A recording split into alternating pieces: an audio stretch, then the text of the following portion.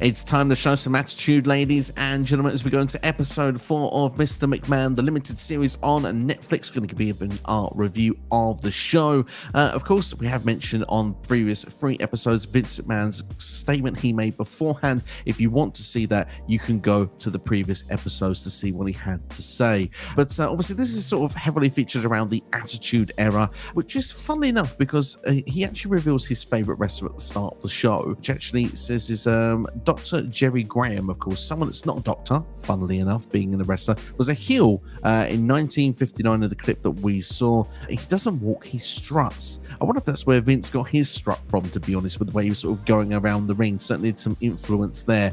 Some flamboyance, and he was aggressive. And Vince admitted he wanted to be just like him. And I believe the guy did have cigars with $100 bills. Yeah, he seems like he was one of them guys. He's almost like the Ric Flair of that decade. You know what I mean? Like, he's got the walk, he's got the talk. He can, like you said, he likes cigars with $100 bills. Like, it's not someone I personally know. Obviously, like a quick Google search will reveal that he was inducted into the Hall of Fame in 2017. So, the year that Kurt Angle was inducted. So yeah, like, there's not really much more I can say on the guy, but it's good to see that we get, like, just to see where Vince gets the idea for Mr. McMahon from, where he gets, like, almost like how he wants to present himself do you know what I mean, to people. Very well worded how he wants to present himself. I mean, literally, you said with the Mr. McMahon character, obviously, and perhaps some influences in life, who knows, you know what I mean? Like, that's the character he's obviously aspired and wanted to be like. So obviously now linking it into television storylines with WWE, the last time we'd seen this, and the the allegations that have been thrown and all the other things that have been claims made. One thing we know for certain, the Montreal screw job happened. It literally happened. Brett was screwed at the Survivor Series in 1997 with the championship being taken off of him, where he was thrust off to WCW with the loopholes in a 20-year lucrative contract. Obviously, Vince McMahon then had an interview the next night, I should say, on Monday Night Raw, and well, this is the infamous Brett screwed Brett, where we start seeing the heat all getting onto Mr. McMahon, and obviously not onto a lot of the other superstars quite in the same way, to the point that I guess Vince thinks, hey,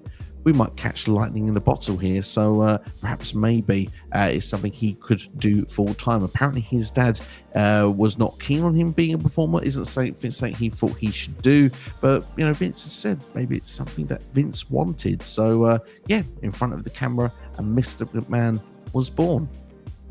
Yeah, and like, even the thing is I looked at this as well, like, because they obviously show photos of Vince when he was younger, like teens, early 20s, whatever, and he was quite jacked for even like his young age. And obviously remember when he faced Austin, and he comes down to the ring in that black tank top, and he's like ripped, and everyone's like, oh my god, he's got an incredible shape. And it's like, no, he's just generally that good of a physique anyway. And I mean, dude, being around the business, it kind of is like a, I don't really want to say an addiction, but it's like when you're around something for so long that you want to be part of that thing, and you can see why being around it with his dad and being part of the business is that's what he wanted to do. And I mean, don't get me wrong, he hasn't had a lot of wrestling training, I imagine, which is why he sucked when he did get in the ring. But it would have been interesting to see how he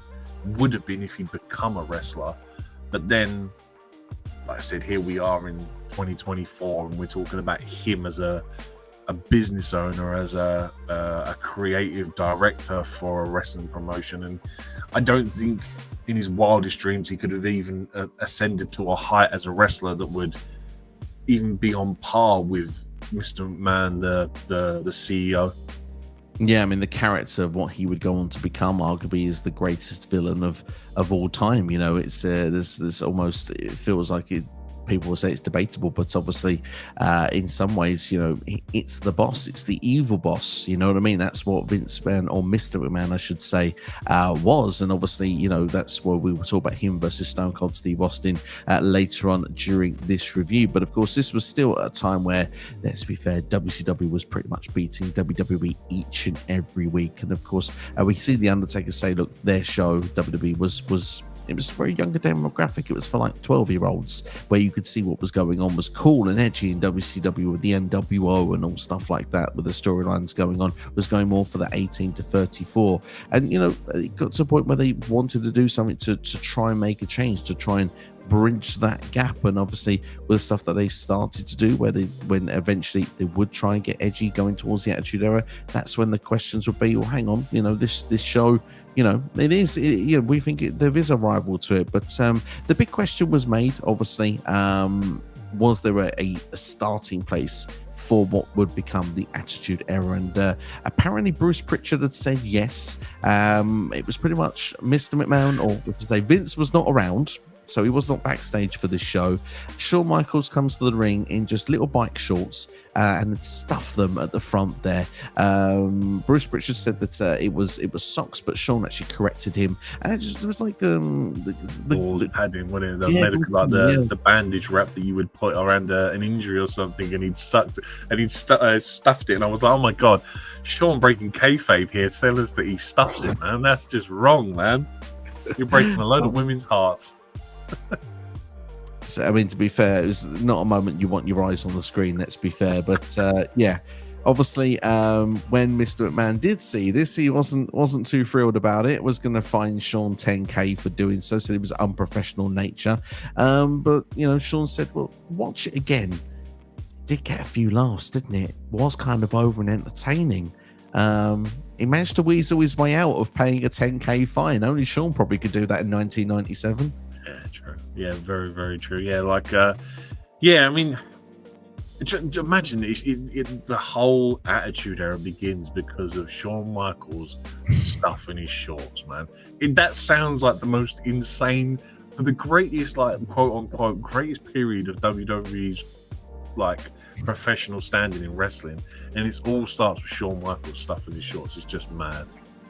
You just can't make it up, really, can you? And obviously, it gets to the point then where we have D-Generation X. Obviously, that's the starting point, the birth of this anti-authority group, which is, let's be fair, a bit childish, a bit mockery in the way that they do things, obviously. And they start doing some risky things week on week, because obviously Vince then starts saying, well, look, it's a risk taker, this guy, he stuffs his shorts, he's a risk taker, and it's just they start doing this stuff, this edgier content. And obviously, apparently, I think it was Bruce that said it was like USA was threatening to kick them off the air because it wasn't a fan of it, but actually it was getting over with the crowd. People were into it, and it was like, well, this sort of cheap thrill stuff was actually working with the audience. It was do you know what it is? It was a learning curve for not only the professional wrestling world or pro wrestling, but it was a learning curve for TV producers and stuff like that as well. Because because obviously we'll get to it later on, but the way the stuff that starts coming out on TV as well after this as well is a lot more edgier and risque, and even normal daytime stuff starts becoming that great stuff, because that's what people were just consuming at that point.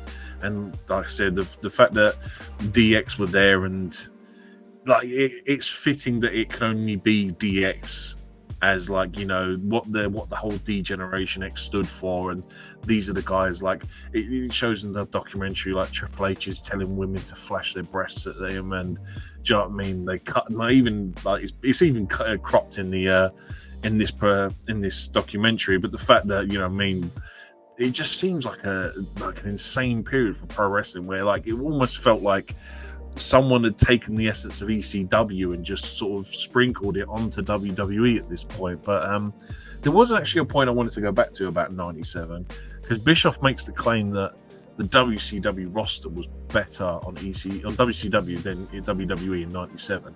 Now, I know you obviously have a very good knack for wrestling memory, and you could probably tell me 90% of the rosters. Is that factually true? Did WCW have a better roster in 97? I think you could make the argument that it would have been, certainly at that time period. Obviously, the biggest hottest storyline probably 97 on the WCW side would be Sting versus the NWO, of course, with Hogan, Nash, Hall, the Giant that was involved with it as well at the time. You start looking at, Macho Man is a part of WCW at that point. You look at the strong tag team division of the Steiners are there. You've got Harlem Heat are there. You've got the Cruiserweights are there. Rey Mysterio, Dean Malenko. You've got the Four Horsemen as well with Ric Flair, Chris Benoit, Arn Anderson involved. It's a very deep talent pool that is involved, and we're not even mentioning the likes of Chris Jericho also that's involved there, who goes as having a killer time as well. So I mean, it is a very strong roster, WCW, at that point, and it is the number one company in 1997. It shows in the ratings, it's in the record books. But at the same time, with when you look on the other side, with the World Wrestling Federation at the time, obviously Austin's there, Shawn is there, Taker's there, Triple H is there. You have Mankind obviously being there, Rocky Maivia, of course. It doesn't start the year so hot, but by the end of it, he's getting a bit warmer. We'll touch on The Rock later on, but obviously there is a strong talent pool on the other side as well. I think that what you would turn around and say for 1997, this is probably the best way to answer your question, is that WCW had the more perhaps established stars in 1997, which would make the argument to be yes. But I think in the long term, the stars that WWE had were rising stars. And obviously when you're making new stars and rising stars, I think they were to overtake what would be the old guard of WCW, and that would show out in a couple of years moving forward. Yeah, that sounds about right. I mean, I was just thinking about it now. It's like WWE has the key ingredients. They just need to know how to put it all together, really. So, yeah, I get what you said. Certainly is, and especially, I mean, just off topic slightly as well, when you just said there, obviously a couple of years later, you look at what could have been the rising stars for WCW, by the way, the likes of Chris Jericho, the Radicals, they all end up coming to WWE, and obviously that's where I think that the tide really does turn. But you mentioned ECW a couple of minutes ago, and I thought, couldn't you not have mentioned that in a better place? Because obviously it turns our attention to, we have the villain of what would be Mr. McMahon, but what would be the hero of Stone Cold Steve Austin. Of course, Austin had a very interesting career because he was signed from ECW, not from WCW. He had been in WCW as Stunning Steve Austin, been a part of the tag team of the Hollywood Blondes with Brian Pillman. He was an established wrestler, but he was let go by WCW. So he went to ECW. Paul Heyman, we got a bit of a show of what ECW was all about, and it's as graphic as you remember. All the barbed wire and jumping off balconies. Got to say, the wife actually just noticed that moment. What's all this? How did we wind up so okay, dude? Yeah. So this isn't the WWE that you watch today. So it's something certainly a bit different. But obviously Austin there, they said they had the opportunity, him and Paul Heyman, to create a lot in that brief time they had. And Heyman knew he wouldn't have Austin for a long time, so it was like, let's maximize and do what we can out of this. Obviously, Austin does go over to WWF at the time, the World Wrestling Federation. You mentioned this before we went online, and it's true.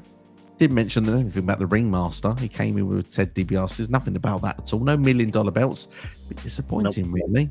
But Stone Cold Steve Austin was the character, and obviously they've mentioned it a few times already in this documentary. After the curtain call, Hunter Hearst Helmsley was meant to win the 1996 King of the Ring, which was 6 months after Austin had been brought into the company. Obviously that changed after the curtain call. So 2 weeks before King of the Ring, Stone Cold Steve Austin was the one told that he would be winning King of the Ring. And very interestingly enough as well, he got injured in the first match, in his match with Mark Merrow, had to go away and get 14 stitches, and was come back to be told that he was wrestling Jake Roberts in the final, and Jake Roberts had cut a religious promo on him. And Austin said immediately that gave him some inspiration, because he went and won the match and said, well, I always think when I hear of that, I always think of John 3:16 and all the football games. So, he literally, that was his reasoning to using the famous line of what brought him from, John 3:16. Well, Austin 316 just said, I just whipped your ass. And obviously that's something that really hit home with a lot of people. Vince said he was a bit nervous about it because of the fact, obviously, mentioning the Bible is definitely a bit of taboo, certainly around that time period as well, to go to that level. But then Austin, he could hear Vince on the commentary. Felt we needed to wrap it up, so just off the cuff it was like, and that's the bottom line, because Stone Cold said so, and Vince there just said, look, that's just brilliant, and it is the birth of the star right there. You can't ask for two of the most famous quoted lines in pro wrestling to come out in the same promo at the same time. It's just, again, it's this luck that Vince McMahon, well, this you say luck in some places, unlucky in others, like that he now has the birth of this superstar who has just said a line which will then go on to be their greatest selling merch shirt of all time. It's just like, obviously foreshadowing and foretelling what's going to happen, but it's just great. And like the fact that we get the origin story of the whole Austin 316, because I'd never actually heard the part before where he talks about John 316 and being in the NFL games and stuff. So that was nice to hear that like there was some thought process behind it. Like, and for the fact that he, like, his brain just instantly goes to that as well, I think is just great as well. And just shows like essentially how clever Austin is when it comes to stuff like that, for a guy that even says in this that he never really expected to be as big as he was ever going to be. He just liked pro wrestling, and yeah, like I said, he cuts two of his most famous lines in the same promo, and like you said, a star is born. Literally, a star is born. But the funny part is, and this is the good, interesting point about documentaries, you can change the timeline, because we talked about DX and this edgy content in 1997. That King of the Ring show was in 1996. It wasn't the same year. Triple H would actually go on to win King of the Ring in 1997. So it's kind of as if it's planned, like it's one then the other. But actually, it's not the way that it played out. But certainly, it started going towards the direction of pushing Austin. Austin was actually heel still for about another year or so, nearly about 9 months after the King of the Ring win as well. But it was only when he had the double turn with Bret Hart at WrestleMania 13. Doesn't he win the Rumble as well in that time period as well? Because that's the infamous one where he sits on the turnbuckle, isn't he, waiting for people to come out. It is indeed, yeah, and he's a heel when he wins that as well. So it's interesting how the narrative is put, but still, we get the point. He's going to be pushed as your top guy. And obviously there was the discussion as well about how, in this era as well, how it's not really good guys and bad guys anymore, because Austin in any other era would be a bad guy, but it's kind of like bad guys and badder guys, almost the worst. Yeah, but that's the thing. This is that period where, and like I said, everything's changing, and it's like I said on the previous episode that it's a case of it's now boo good guys, yay bad guys, and it's kind of like, it's a very clever way they've put it, the fact that it's bad guys and even badder guys. Like, I like that expression a lot more than the way I put it, because it kind of just makes more sense. And again, it's how it's portrayed on TV. Like, the whole Austin character himself, like, dude, everyone wanted to be able to stun their boss. Do you know what I mean? It was just like he was someone that we all lived vicariously through every Monday night on Raw. Do you know what I mean? It was like we wanted to see Austin go out there and beat Vince up every week, because it was just something that a lot of people related to, like how most people do still today, that most people don't like their bosses, and like, do you know what I mean? They just wish they could do that and give them the double, fly the bird, give them the bird twice, and do you know what I mean? And drink beer, and do you know what I mean? Just stunning their boss and walk out proud. Well, this kick-ass music's playing. Do you know what I mean? It's like a dream almost, this character.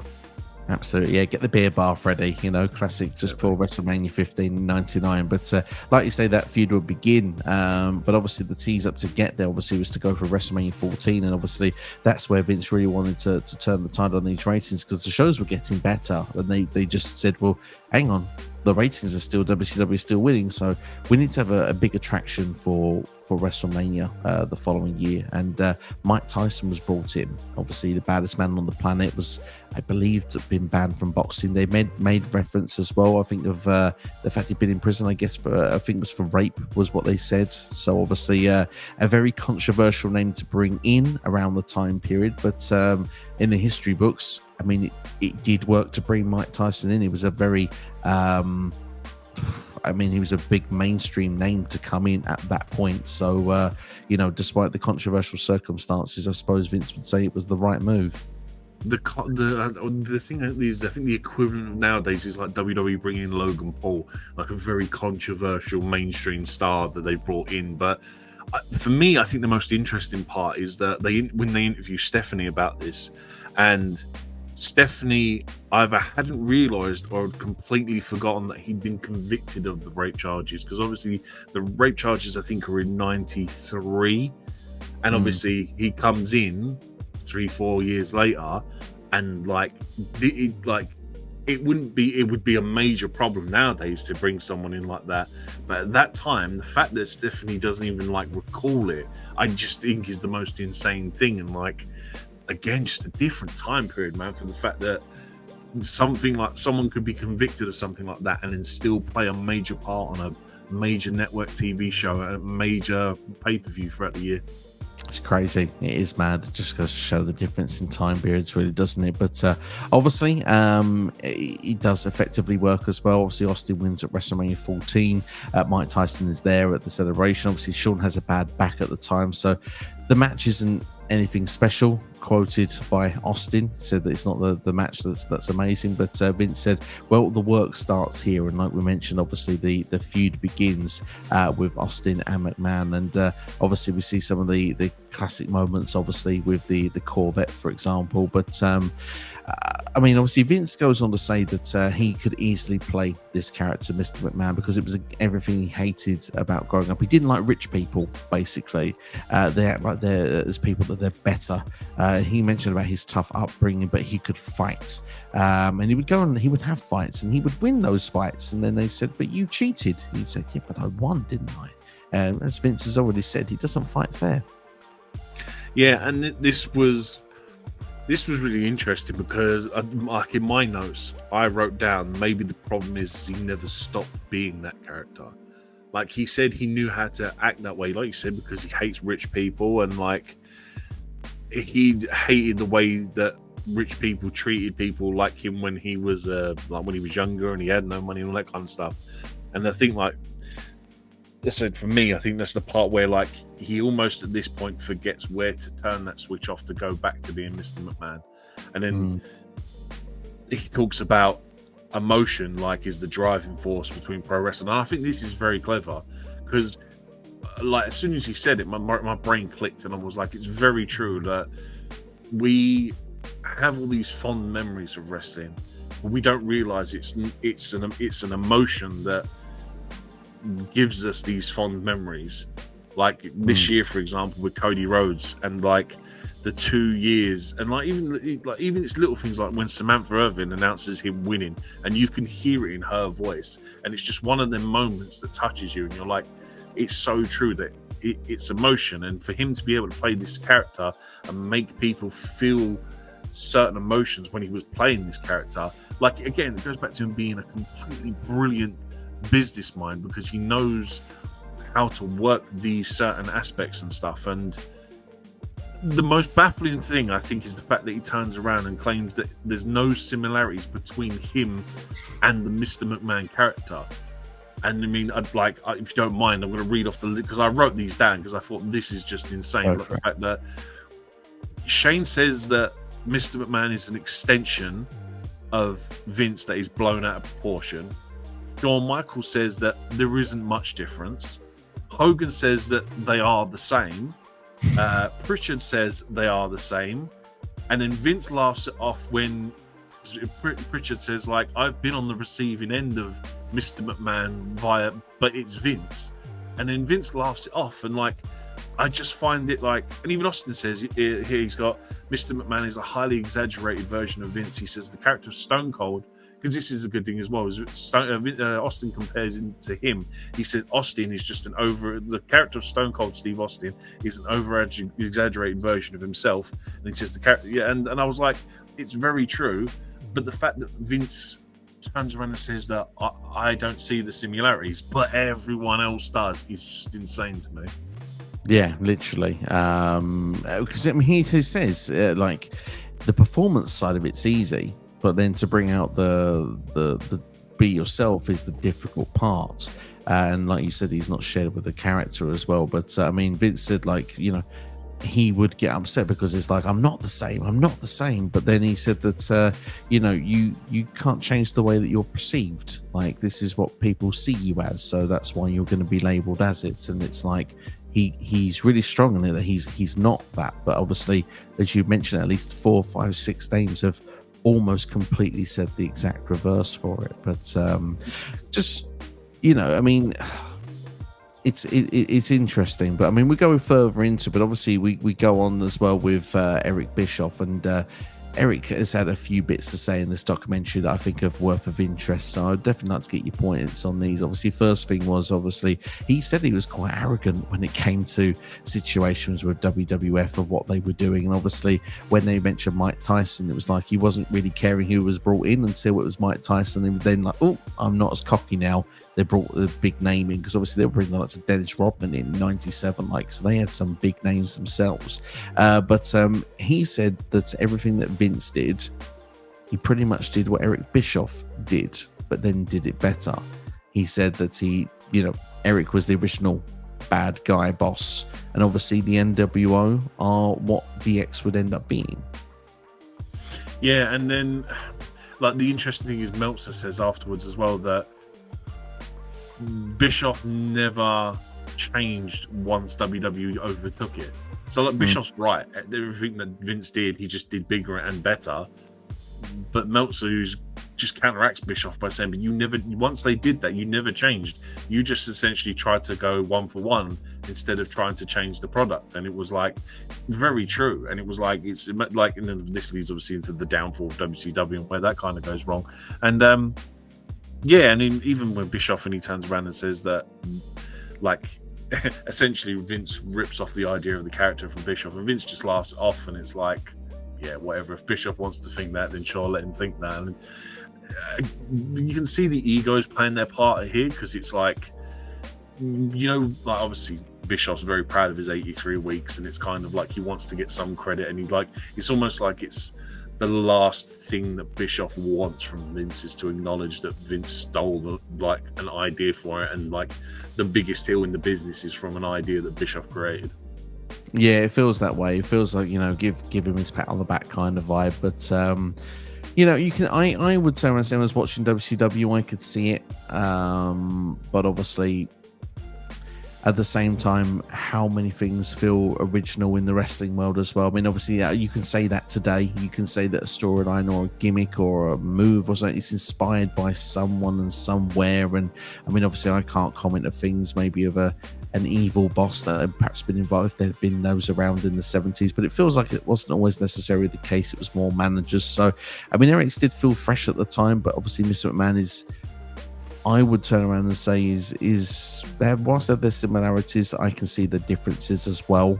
And yeah, Vince's character was much better because Eric, you know, and he admits it himself on this, is he wasn't focused on creative. He just wasn't focused. He lost the focus. And I think, like you said, evolving and trying to make new stars would help WCW. Instead, eventually a lot of those got tired of being the whipping boys to the NWO and end up moving to the other side to WWE eventually. But obviously there is one person though that they tried to get over in WWE organically as a babyface, which didn't kind of work, which was Rocky Maivia.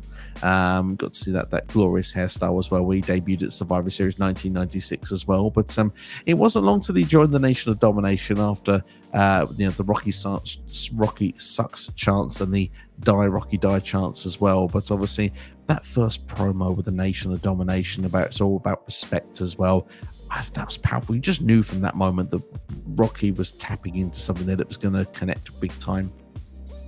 again, like, this goes back to the luck thing I was talking about. The fact that Vince is willing to let Rock get 60 seconds on a microphone, and The Rock got himself over in one promo. Do you know what I mean? And like that in itself is special.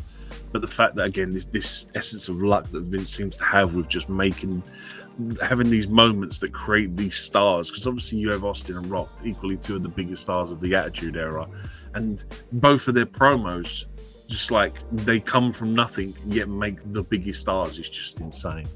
Yeah, it's crazy. And obviously, Rock would go on to become a heel champion as well, long before he'd become a babyface. Obviously, it was the Survivor Series 98 Deadly Game. Interesting, though, the fact that a lot of, obviously, deal, because Rock said, his first, non-white WWE champion as well around that period as well. And, everyone was saying, Vince, doesn't see black and white. He only sees green. I thought was an interesting comment that was made. Yeah. By Tony Atlas. I actually really appreciated this because obviously if you look at the history of WWE champions, there aren't that many black WWF champions. Like there, you can literally count them on one hand practically in the last 25, 30 years. But it was refreshing to hear, especially from someone like Tony Atlas, who's not part of the company. He's got no allegiances to Vince, but he turned around and says that it didn't matter if you were black, white, green, purple, yellow, whatever. It was all about if you were a draw and if you could make money. And for me, I find that really refreshing because, like, I imagine everyone's had that thought. Like, we don't have that many black WWE champions. Like, there is like. It's like black wrestlers are obviously a smaller demographic in the business, which obviously in turn leads to less champions. But the fact that Vince didn't see color in that term, I actually really respected that because, like I said, for the fact that all he cared about was the business, and like I said, it didn't matter what color your skin color was. If you could make Vince money, you were his guy. I appreciated the comment. I will agree with that. What I would say, though, is that, like, I look at today's modern wrestling and I see there's a lot more diversity. There's a lot more representation. Yeah. And I think that it is showcased a lot better.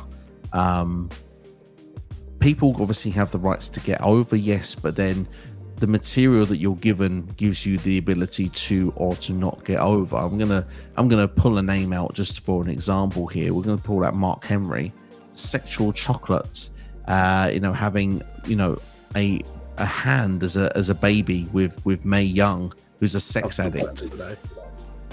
How are you supposed to take that work and make Mark Henry a world champion in that? Now he does become a world champion, but it takes about 6 or 7 repackages, injuries, and about 12 years later to finally get to the Hall of Pain in a different era to get him to that position. I'm going to counter your Sexual Chocolate with Naked Midian. How does a guy like Naked Midian become world champion? He doesn't. And that's where that argument counters itself out, is that, yes, black wrestlers got bad creative, but so did a load more white guys. And it was like, unfortunately, it's the hand you're given, and if you can make something out of it, sure. But like I said, it's dude, there's so much stuff that's bad in pro wrestling, and we look back on it now and we joke about it. But like you said, the idea of Sexual Chocolate, yeah, it's dumb. And then, like, you have him in, like, for instance, even D'Lo Brown, like, and they have these guys as a tag team. I'm sure they became tag team champions at some point. So it's not like he never did anything. But like I said, you counteract it with Naked Midian. It's like no one wants to see a slightly overweight guy wrestle naked. Do you know what I mean? Like that's I think more of a, and it's just one of the things, unfortunately, that we have to deal with, is that Vince does have some good ideas, but he has a hell of a lot more bad ideas. There are a lot of bad ideas out there, and to be fair, my eyesight never recovered from Naked Midian. There's a reason I wear glasses today. So yeah, we'll move on in the meantime. But obviously, we mentioned about the popularity of wrestlers, and obviously, morally wrong storylines is fun enough. What leads us to stuff that's not family entertainment, and obviously, the idea of Vince, saying that, well, I guess maybe it's for a it's still family entertainment, maybe an adult family, maybe not a young family. Obviously, I think this is where he starts going. You sort of nailed it perfectly with like the things that's never been done, and then we immediately get the clips afterwards. I have the list here because it was too good not to write down. So Vince then goes, well, no one got killed, and they cut to a buried alive match. No one got raped. Cuts to his promo where he says the word "come out here, you rapist." No use of guns. Cuts to Pillman pulling a gun on Austin in that infamous skit. And he goes, no one got stabbed. And they cut to choppy pee-pee. And it's kind of like, I think you forget some of the stuff you've done over the years, Vince, because there is some stuff there that you really do like. No one should be putting this on TV ever. And I just thought, I was honestly dying with how, because it's one of them moments of gold, like a video editor just gets, where they get someone say something and you just have the evidence to completely counteract it, and it's pure comedy gold, this. It truly is. Look, a lot of the things we will say on this are down to reaction from allegations and from claims throughout this whole entire video. That is everything that we do. We're just sort of reacting to what we've seen and what's been presented to us. But with this, I think you could say cold hard facts. Vince has said one thing, it's been shown the other way. I'm just glad we didn't see the Katie Vick storyline brought out, although that wasn't in the Attitude Era. That's his aggression. There's still time for that to pop up at some point in this documentary, as we've still not seen episodes 5 and 6 at the time of recording. However, Phil Mushnick, remember him from earlier episodes? He gets brought up again, saying that obviously they are still trying to cater for children despite all this awful stuff being on TV. Obviously the action figures, no adults will buy that. Well, I think you should try and look and see wrestling fans. There's quite many of them that have action figures still to this day. Exactly. So there's Exhibit A for you. But he said it was designed for 8 to 10 year olds. And then we got Principal Brian O'Connell on, said it's a monster and it needs to be stopped. Look, dude, man, like, it's like this. I can relate to this for the fact that this is a time where, like, 18 rated stuff and 15 rated, so like depending on how I don't know how the USA do their ratings, but over here it was like you had 12, 15, 18, and it was like everyone, like the slightest thing was getting pushed towards the 18 demographic. And like this is the thing as well, he's like, I think it's Sean says it as well. He says that Sean obviously has had kids since, and he looks back at some of the stuff they put out and he was like, yeah, thinking about it now, I really wish we hadn't done some of that stuff. But the point is that, and then it goes on to like Trish Stratus, and she says that this is the point I was making earlier about the stuff they're putting on TV. This is a prime time, evening time wrestling show.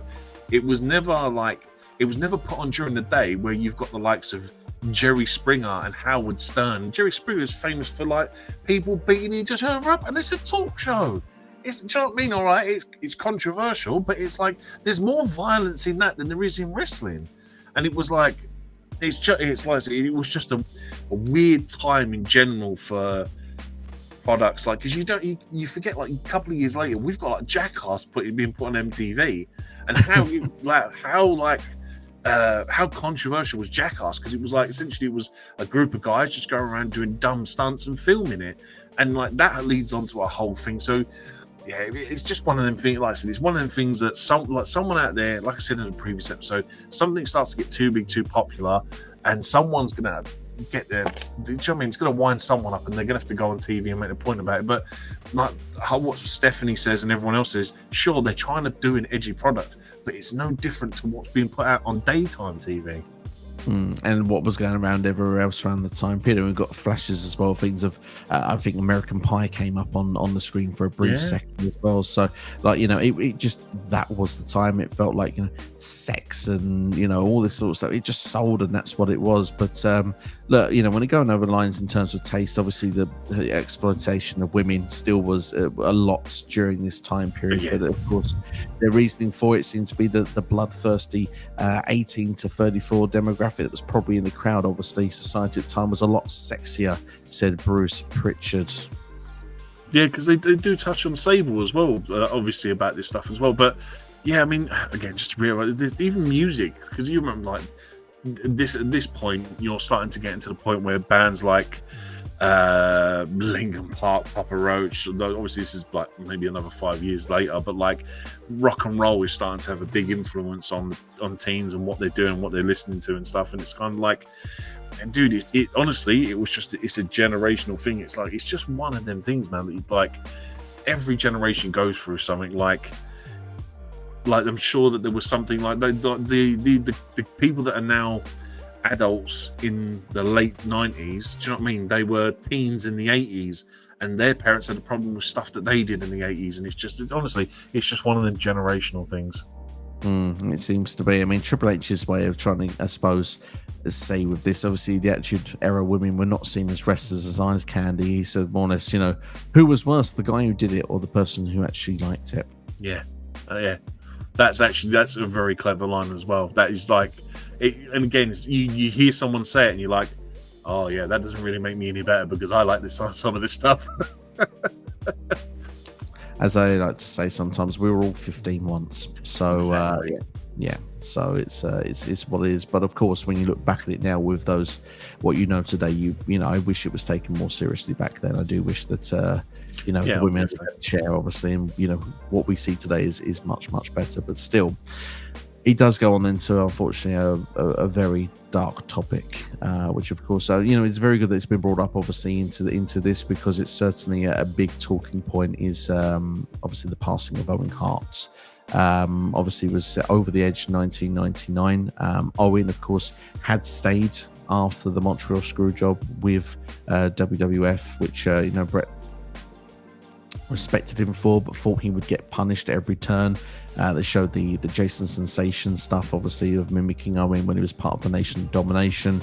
Obviously, this sort of spoofy kind of character, the Blue Blazer, was meant to be a superhero, but just sort of messing up at every turn.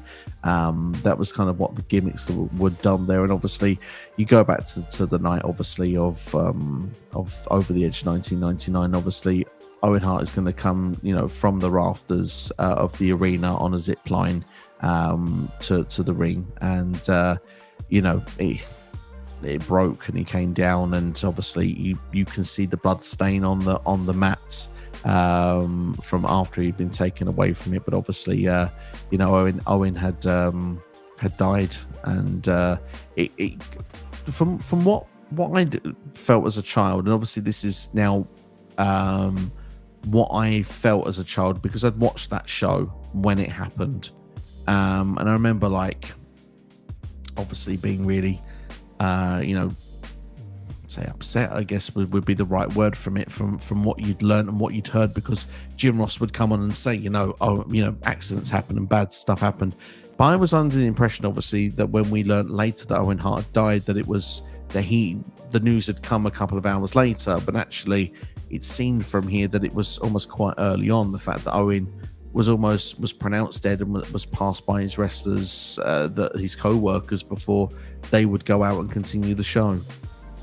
Yeah, I mean, like, to this day, I've never seen Over the Edge. I presume that's more than a blessing, if anything. Like, yeah, it's not something I particularly ever want to go and review, just because it's kind of, it's like I said, it's got the stigma around it of Owen's death, and it's kind of like, I don't really want to touch that with a 10-foot barge pole, really. But the first I knew about his death was the next day. I think I'd come home from school, and my mum or my dad was reading the newspaper, and it was in an article in the newspaper that he died.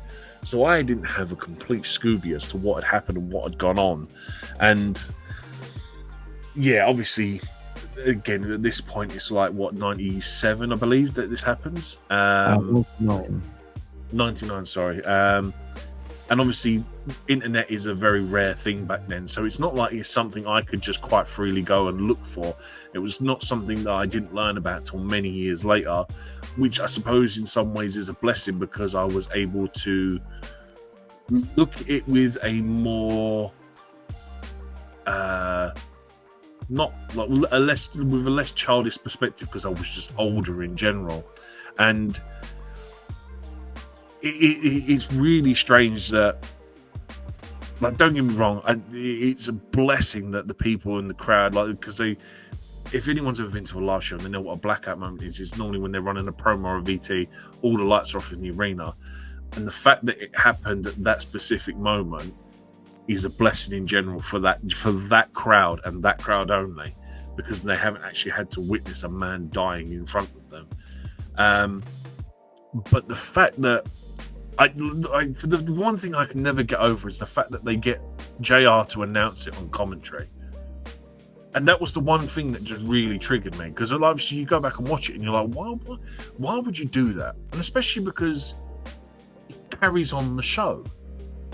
And it's like, okay, so everyone in the arena kind of has to, play dumb, or they don't know what's going on.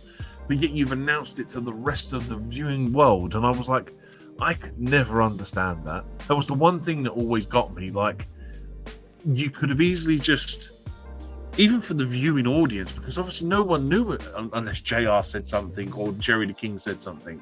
That was the one thing I could never get over. Why would you have the commentator tell the TV viewing audience? And that just didn't make sense to me. With the first incident, obviously meant to be it's live TV, and obviously Jerry comes back to the set. I think Owens at ringside. They're trying to cover up. They'd already had the interview played from earlier, so in a way, I can kind of understand, like, something's happened, and obviously Jerry said it doesn't look good. You're in the moment and it's real, and I can understand that, but. The thing for me is, the big question talk point obviously the death is very sad, but obviously the big talking point I think that they put to Mr. McMahon to Vince McMahon into this documentary is the fact of why did the show continue? Because, obviously, I think they said it was Bret Hart that had said this, but it was like, guys were trying to see what was going on, but they were being pushed the other direction. Come on, get out, your match is on, kind of thing. So we got to see obviously Jeff Jarrett's interview before his match, where he says, praying for Owen, and Deborah saying the same as well, but then having to go into character and cut a promo almost where it feels like it's very emotional and especially the context of the promo as well is very like, how do you shift from being concerned about someone to talking about breasts? It's like, it's so dumb. It's it's just for me, I don't see how the show could have and should have ever gone on. It's to this day one of those things that I can't get behind and don't understand. I think again it's another Bret saying that was like he'd said on a thing that if it was Shane it would have been different, which I don't think that's the best comment to make either, but I understand that it's emotion and it's he was a bit in a place of like, well, is it done because of me for what happened with me? But obviously it was proven not to be the case. Obviously the harness was what was the cause of death on the day, which of course is terrible tragedy. But there was a lawsuit, wasn't there, from Martha Owen to the WWF, which I believe Netflix said it was settled in the year 2000. And obviously then WWF had a lawsuit on the place with this harness, and that was settled, I believe. I want to say 2003 or 2004. Yeah, one in the noughties. It was done in the noughties. Can say that for concrete fact. But for me, it just it brings back horrible memories. To be honest, just in general, obviously. Owen was one of the wrestlers that I always really enjoyed watching as a performer growing up. So from that, it just sucked in itself. But obviously, the more of to continue the show. And Vince said, look, it could have happened to him, and he would say, "Get me out and carry the show." And he didn't seem to see the issue with it because the lights were dimmed out. He said if the lights were on, then he would have said it would have been forced to shut the show off. But he's always thinking entertainment first, and you can understand the side of the businessman, but I would say I feel it's wrong. Like I can understand what he means in what he's saying, like the fact that he carried on the show for the audience in attendance, really. But dude, someone has literally just died in the middle of your ring, and you're literally like wheeling him out and just carrying on like it's really nonchalant. And like I get the impression like if that was him in that position, I don't think the show would he'd want the show to go on. I think that in this moment, he's kind of, to me personally, it feels like he's just trying to dig himself out of a hole with that line. Like he's saying, well, if it was me, I'd expect the show to go on. Do you know what I mean?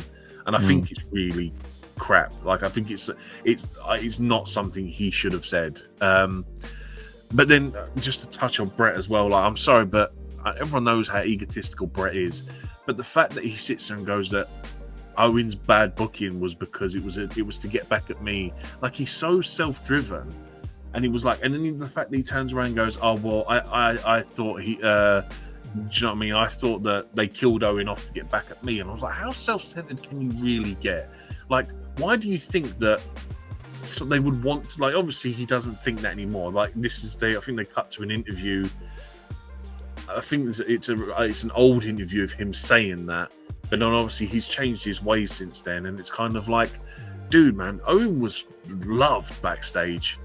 And like he had honestly, if there is a wrestler that's passed away that I really wish was still around today, from the stories I hear about how much of a character and how fun he was as a human being in general, Owen Hart is one of them people that I wish was still around today, because I would love to see him like in a coaching role at the Performance Center or something. Do you know what I mean? And get him to see him work with younger talent and see what he could do. But the fact that Brett just constantly tries to make it about him, it just winds me up. And I'm like, it's not about you, man. This is about your brother. Just step off the gas with yourself for a minute and focus on what the thing is about. And it's about your brother. And that's one thing that's always griped me about Brett. Like I said, in the previous episode, he talks about himself in third perspective. He's always badgering on about himself. And it's like, the world, it doesn't revolve around you, man. Like, there is a bigger world out there. Do you know what I mean? Go touch grass, I think is the famous saying. Do you know what I mean? But it's just one of the things that gripes me with Bret Hart. But yeah, like I said, man, it sucks, man, because yeah, like we've watched many Owen Hart matches back recently as well on the retro rewinds, and to just him as a wrestler in general, man, his in-ring style, I really wish I'd appreciated it more at the time when he was alive. But then I suppose now that I get to go back and watch some matches that I don't remember or I've never seen, and can appreciate him a lot more now, honestly, because just of how good the guy was. Yeah, I mean, the guy was fantastic in ring, and obviously some incredible matches he had with the likes of, like you mentioned, his brother Brett, obviously Shawn Michaels, going through British Bulldog as well, the first ever European Championship match we covered recently on the channel as well, and obviously matches that we could have imagined. We got the likes of the Kurt Angles, the Chris Jerichos of this world would have been amazing to see, the Eddie Guerreros, but unfortunately that wasn't the case. But I mean, obviously, we mentioned about the harness already, and obviously Brett did say at that point that he knew that he kind of forgave Vince after that, knowing that. So yeah, it's not really easy to move on from a topic like that, unfortunately. But obviously, giving our take on it, we think the show should have stopped. Yeah. Is there anything else to cover on this? No, I mean, I think we've pretty much covered that episode, but it's kind of like the next episode is going to be probably even more harder to cover because of the next subjects that are coming up. Yes, of course. We're going to be going into the noughties for episode 5. So, yeah, there's definitely going to be some controversial ones for sure. But hey, this has been an interesting conversation that me and you have had, obviously giving our reaction to all the allegations and claims that have been made in here, and we're just simply reacting to them. This is just opinions only, nothing factual from us here, but certainly it's been an interesting one to discuss with you.